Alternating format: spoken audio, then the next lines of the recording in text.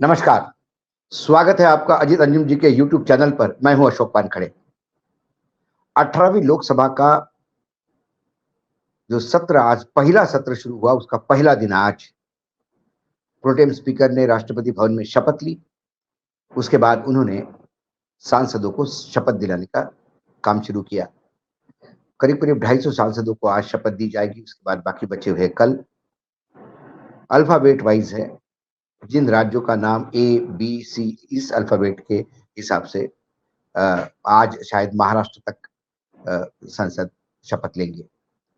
लेकिन ये जो 9 दिन है, इसमें सरकार के पास तो एक एजेंडा है, सदस्यों को शपथ दिलाना, स्पीकर का चुनाव करना, राष्ट्रपति का अभिभाषण करवाना और उस पे धन्यवाद प्रस्ताव पारित करवाना।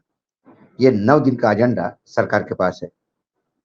लेकिन विपक्ष जो 2024 में बहुत ताकतवर होकर उभरा है, यदि वहाँ 292 है तो यहाँ भी 231 है, ज्यादा फर्क नहीं। और विपक्ष आक्रामक है। इसी आक्रामकता से भाजपा को 240 पे रोका गया। जो भाजपा 370 पार बोल रही थी, वो 270 क्या 250 तक नहीं पहुंच पाई। ये आक्रामकता थी विपक्ष की। और वो तेवर बीजेपी को सत्ता में अपने बलबूते पे आने के रोकने के बाद विपक्ष के और कड़े हो गए, क्योंकि विपक्ष भी जानता है कि सरकार अभी बैसाखियों पे है और वो बैसाखियां 52 लोगों की है, जिसमें एक दो पार्टियां बड़ी है, टीडीपी और जनता दल यूनाइटेड, और बाकी पार्टियां तो बहुत ही छोटी। 272 का आंकड़ा करने के लिए कम से कम भाजपा को 30 से 35 सांसदों को जुटाना होगा, और 35 सांसद जुटाना वर्तमान में टेढ़ी खीर है कि जिनका अपने पार्टी में विलय कर आप 272 के पार अपने बलबूते पर सरकार ला सकते हो। मोदी जी और अमित शाह दोनों ही मिली-जुली सरकार चलाने के आदी नहीं है। ना गुजरात में उन्होंने चलाई, ना कभी दिल्ली में चलाई। लेकिन इस बार पेच फंस गया। तो जहां आक्रामकता विपक्ष में बरकरार रही है, और ये 9 दिन का जो सदन है, मुझे लगता है शपथ के ये 2 दिन के बाद फिर बाकी 7 दिन हंगामा ही हंगामा होगा। क्योंकि राहुल गांधी ने जो आज ट्वीट किया, उससे एक्स प्लेटफॉर्म पे जो उन्होंने कहा, उनके लिए ये 9 दिन भी देश के सामने जो ज्वलंत समस्याएं हैं, उनके उठाने का स्वर्णिम अवसर है। संसद सांसद में क्यों आते हैं? वो देश की समस्याओं पे विचार करने, सरकार को जवाबदेही बताने और सरकार से जवाब लेने की। यदि सरकार के एजेंडे पे ही संसद चले तो फिर विपक्ष की जरूरत नहीं है। एक स्वस्थ लोकतंत्र में एक मजबूत विपक्ष का अंकुश होना जरूरी है, और इस बार वो अंकुश ज्यादा नुकीला है, ऐसा दिखाई देता है। राहुल गांधी ने जो मनीषा व्यक्त की, उनने कहा कि ये 15 दिन हो गए सरकार को सत्ता में आए, लेकिन इन 15 दिनों में ही इतनी समस्याएं हैं जिस पे आने वाले सदन में जरूर बातचीत होगी या इश्यूज को उठाए जाएंगे। ट्रेन दुर्घटना, कंचनजंगा ट्रेन की दुर्घटना एक बड़ी मेजर दुर्घटना है, और ये दुर्घटना एक पैसेंजर एक्सप्रेस ट्रेन एक मालगाड़ी से टकराने से हुई। 17 के आसपास लोग मारे गए, 15, 16, 17 कुछ नंबर आ ही रहा है। कुछ लोग जख्मी हैं। भीषण ट्रेन दुर्घटना थी। उसके बाद भी एक दो जगह पे डिरेलमेंट की खबरें हैं, लेकिन जनहानि नहीं हुई। लेकिन ट्रेन की डिरेलमेंट होना भी बड़ी बात है। ऐसे में जरूर ये पूछा जाएगा कि इस देश में रेलवे इतना बड़ा डिपार्टमेंट है, एक जमाने में उनका बजट अलग से दिया जाता था। आज वो रेलवे के लिए फुल फ्लेज मंत्री नहीं है। जो रेल मंत्री है वो आईटी मंत्री भी है, वो सूचना प्रसारण मंत्री भी है। तो रेलवे को यदि आप इतना नजरअंदाज कर रहे हैं, तो फिर रेलवे तो कई लोगों की लाइफलाइन है, इस देश की लाइफलाइन है। क्योंकि उपमहाद्वीप है, छोटा मोटा देश नहीं। और इस उपमहाद्वीप में यदि एक कोने से दूसरे कोने में आवागमन का साधन है जो आम जनता के लिए है, वो है रेलवे। रेलवे ने टिकट कई जगह बढ़ा दिए, धीरे से बढ़ा दिए। पहले टिकट का बढ़ोतरी मात्र बजट में होती थी, लेकिन जब बजट ही खत्म हो गया तो अपने मनमानी तरीके से टिकट बढ़ते हैं। फिर कई जगह ऐसे नया सिस्टम हो गया कि जैसे जैसे डिमांड बढ़ती है वैसे वैसे टिकटों की कीमत बढ़ती है, और कई जगह तो विमान हवाई जहाज की टिकट से भी ज्यादा रेलवे का टिकट हो गया है, ये भी लोगों ने देखा। लगातार सरकार पूरे 2024 के चुनाव में कैश करने के लिए Vande Bharat train 75 train launch करने की जल्दी कर रही थी। ना सरकार के पास रेलवे थी, ना रेलवे के रूट खाली थे। ऐसे में कई जगह प्रधानमंत्री हरी झंडी दिखाते तो हुए आए हैं, लेकिन इन दुर्घटनाओं पे सब मौन है। कहीं ना कहीं एक इंक्वायरी कमेटी बनाकर लिपापोती करने का काम होता है। जो लोग मर रहे हैं ट्रेन में, उसकी जवाबदेही कौन देगा? इसलिए रेलवे एक्सीडेंट एक इशू है और ये रहेगा, और ये विपक्ष इसको जरूर सदन में उछालेगा। उसके बाद कश्मीरी आतंकियों के हमले, कहा जा रहा था कि एक बार सर्जिकल स्ट्राइक हो जाए, उसके बाद पाकिस्तान की औकात नहीं होगी, आतंक से खत्म हो जाएगा। उसके पहले ये कहा गया था कि नोटबंदी के बाद आतंक खत्म हो जाएगा, क्योंकि नोटबंदी नहीं थी। लेकिन नोटबंदी का एक मुख्य कारण आतंकियों को पैसा सप्लाई का भी था। लेकिन हालत ये थी कि नोटबंदी होने के तत्काल बाद तो 2000 का नोट आया। वो 2000 का नोट मार्केट में इंट्रोड्यूस क्या हुआ, तुरंत आतंकियों के पास भी जम्मू कश्मीर में पकड़ा गया। सरकार की पोल खुल गई। आज आतंकी हमले एक रेगुलर खबर हो गई है। हाल ही में एक बड़ा हमला हुआ, जो वैष्णव देवी के लिए जाने वाली जो बस थी, उस पे हमला हुआ और ड्राइवर को गोली लगी, जिसके चलते बस खाई में गिर गई। करीब करीब उसमें भी 14-15 लोग मर गए और कई 9 लोग मरे और करीब 44 लोग गंभीर रूप से घायल हुए। उसके बाद लगातार खबरें आती हैं कि आर्मी ने, पैरामिलिट्री फोर्सेस ने जम्मू कश्मीर के विभिन्न भागों में आतंकियों को मुंह तोड़ जवाब दिया। आतंकी 2 शहीद होते हैं तो 2 की शहादत हमारे यहाँ भी होती है। ये शहादत रोकनी होगी। आतंकी 1000 मारे जाए, फर्क नहीं पड़ता, लेकिन एक आदमी भी शहीद होता है भारत का, तो भारत का सुपूत है और उसकी शहादत पे पूरा देश रोता है। तो कहीं ना कहीं डोवाल साहब जो बिरयानी खाते हुए फोटो नजर में आते थे श्रीनगर में, वो बिरयानी कहीं मिलती नजर नहीं देती और आतंकियों के हमले लगातार हैं। आर्मी, नेवी, अपने आर्मी और पैरामिलिट्री फोर्सेस जो है वो लगातार प्रयास करते हैं, उनके प्रयासों पे कोई नहीं, लेकिन सरकार की डिप्लोमेसी कहीं ना कहीं फेल होती नजर आ रही है। ये आतंकी हमलों पे भी लगातार अ, बात होगी। ट्रेन यात्रियों की दुर्दशा पे बात हो रही है। गर्मियों में जो ट्रेनें चला जा रही है और जो कंप्लेंट्स है, रोज ट्रेन से कंप्लेंट आ रही है, लोग रोज सर्कल नए नए सर्कुलर निकलते हैं, क्योंकि रेलवे, मैं बार बार कह रहा हूँ कि ये लाइफ लाइन है इस देश में। सबसे गरीब आदमी भी यदि कहीं आवागमन करना हो तो रेलवे का ही सहारा लेता है। वो रेलवे अब रईसों की रेलवे हो गई है। वो रेलवे अब एयर कंडीशन में चलने वाले लोगों के लिए हो रही है। नई नई सुविधा के साथ बड़ी बड़ी ट्रेनें लॉन्च हो रही है, उनके टिकट भी बहुत महंगे हो गए। लेकिन आम आदमी, जिसके सामने रेलवे भी हवाई जहाज बनता नजर आ रहा है, वो कहीं ना कहीं इस लाभ से दूर है। ये भी सवाल लगातार उठाए जाएंगे। उसके बाद पेपर लीक का मामला है। नीट के पेपर लीक हुए, सरकार मानने को ही तैयार नहीं थी। जब सर्वोच्च न्यायालय में मामला गया, तब सर्वोच्च न्यायालय के डर से सरकार ने पहली बार माना कि हाँ, कहीं ना कुछ गड़बड़ी हुई।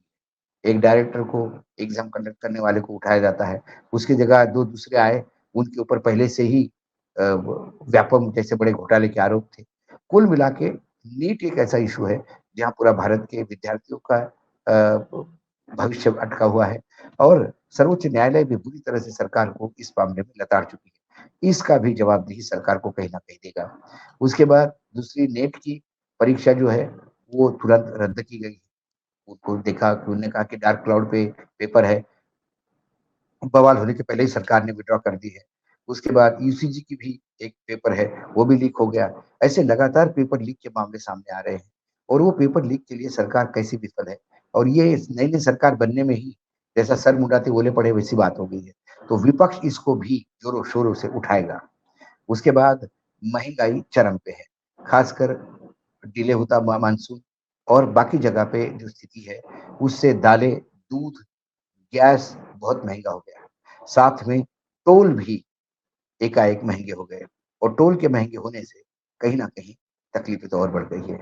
आम आदमी के लिए दिन की थाली, खाने की भोजन की थाली सुकड़ती जा रही है, महंगी होती जा रही है। और ये महंगाई, जहाँ 100 दिन में निजात पाना था, 2014 में सरकार ने बोला था, 10 साल हो गए सरकार को, कुछ नहीं हुआ।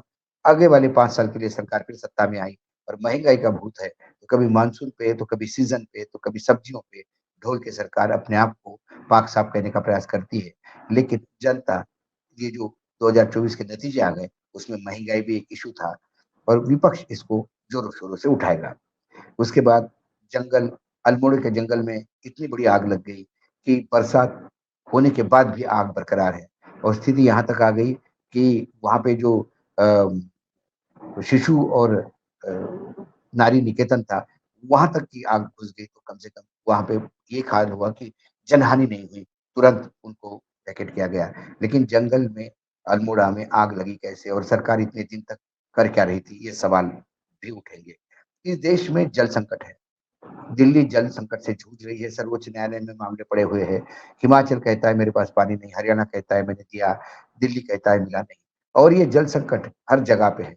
महाराष्ट्र, जहाँ डबल इंजन की सरकार है, वहाँ जो डैम्स है उनमें 8-8, 9-9% का पानी है और पीने का पानी के लिए मारामारी हो रही है। टैंकर मुक्त महाराष्ट्र की घोषणा करने वाले इस डबल इंजन की सरकार ने टैंकर युक्त महाराष्ट्र को बना के रखा है।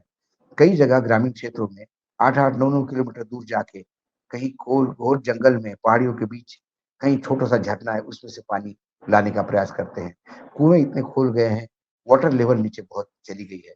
वाटर मैनेजमेंट के बारे में 10 साल में बात तो नल से पानी देने की हो गई थी, लेकिन नल छोड़िए, नल की तो लाइनें कई जगह लग भी गई होगी, लेकिन यदि पानी ही नहीं है, जल ही नहीं है, तो कहाँ देंगे। ऐसे कई, महाराष्ट्र की कल ही एक रिपोर्ट में देख रहा था, उनने कहा कि महाराष्ट्र में जितने भी, यानी पूरे देश में जितने बड़े डैम्स हैं, उसमें से जो नीचे मिट्टी जमी होती है, वही निकालने का प्रयास नहीं किया गया है सालों से। इसलिए जो कैपेसिटी बनी हुई थी डैमों की, उस कैपेसिटी से 40% में ही डैम भर जाता है, क्योंकि नीचे इतनी मिट्टी दबी, और वो 40 मिनट के बाद तुरंत फ्लड गेट खोलने पड़ते हैं, पानी वेस्ट जाता है। और डैम की कैपेसिटी जितनी है, उसका 40% यदि वो पानी रोक पाता है मात्र, और बाकी ओवरफ्लो हो जाता है। इसके मायने सरकार ने सिर्फ डैम बनाए, डैम के बाद उसका रख रखाव सरकार निगलेक्ट करती रही। जल शक्ति मंत्रालय बनाया, जल हर घर जलने की बात कर दी, देने की बात कर दी, लेकिन सरकार उस पर भी विफल हो गई है। इस गर्मी में जल संकट, जबकि मानसून कई जगह आया, कई जगह डिले हो रहा है। मानसून आया तो वाटर हार्वेस्टिंग नहीं होता, चला जाता है। कई जगह पानी न होने की वजह से फसलें जल गई है। खासकर जो फ्रूट्स एंड वेजिटेबल वाला बेल्ट है, वहां पे बहुत जल का संकट है। इस पे भी लगातार विपक्ष हमला करेगा।